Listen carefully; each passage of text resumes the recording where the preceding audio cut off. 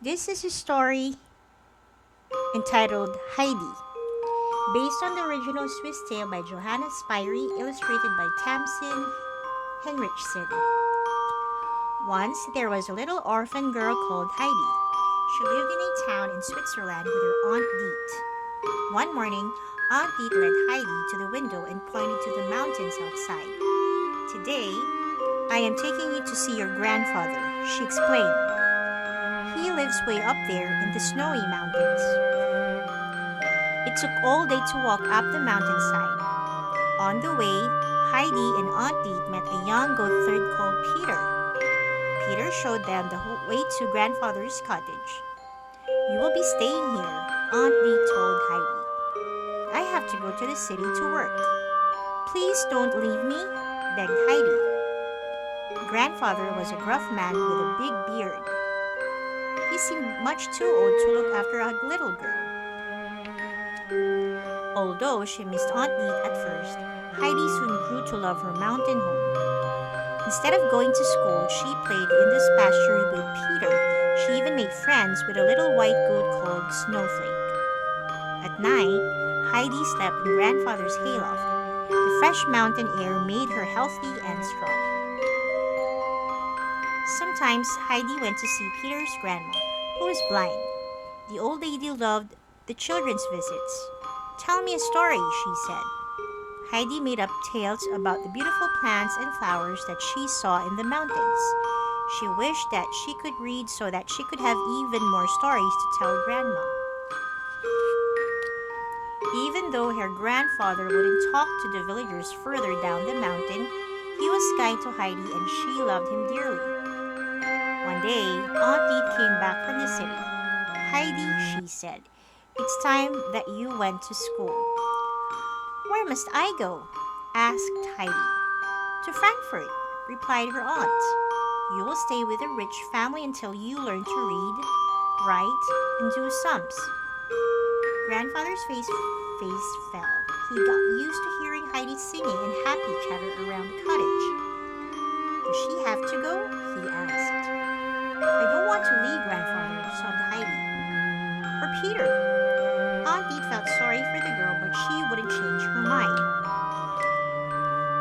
Aunt Deet took Heidi to Frankfurt. The city seemed very dirty and loud compared to the mountains. Heidi went to live in a smart townhouse. Aunt Deet had arranged for her to be a companion for a girl called Clara. Clara was sick. She stayed in a wheelchair all the time. Every day, Heidi pined for grandfather and Peter. Early one morning, a maid insisted that she had been woken by a ghost walking down the stairs. Clara's father and the family doctor decided to stay up all night to look for it. Just after midnight, there was a noise on the stairs. The doctor held his lamp up to see the ghost. It's Heidi, gasped Clara's father. She's walking in her sleep. The doctor carried Heidi back to her bedroom. Sometimes people walk in their sleep when they are sad or worried, he said gently. What is troubling you, little one? Heidi explained how homesick she felt. I like Clara very much, she explained, but I can't live without my mountains. The next day, the doctor spoke with Clara's father. When he heard how unhappy Heidi had been, he called her into his study. Don't be sad, he said. I will help you to go home. After she had packed her bag, Heidi rushed up to see Clara one last time. I'm looking forward to going back to the mountains, she told her friend, but I will miss you. Clara reached for Heidi's hand. I shall miss you too, she replied. I will come and see you soon. I promise.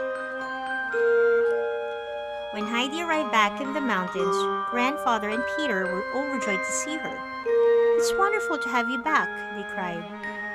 Heidi hugged Snowflake and the other goats and went to bed in her cozy hayloft. She didn't walk in her sleep that night because she was so glad to be home.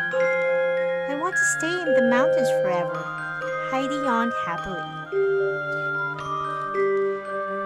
A few weeks later, there was a knock at the front door. It was Clara and her father. I promised I'd visit, said Clara. Father says I can stay for a whole week. Heidi was thrilled. She couldn't wait to show the goats, trees, and flowers to her friend. Only Peter was unhappy. He was jealous of Clara. When no one was watching, he pushed her wheelchair down the mountainside. The wheelchair was smashed to pieces. Then, I must try and walk, decided Clara. Grandfather and Heidi helped the girl to her feet. Slowly, carefully, Clara took her first trembling steps. By the time her grandfather returned to collect her a few days later, Clara was walking by herself. Peter rushed up to Clara. "I'm sorry that I was jealous," he said. "Can you forgive me?" Clara wasn't angry. From that day on, Heidi, and Peter were best friends. The end.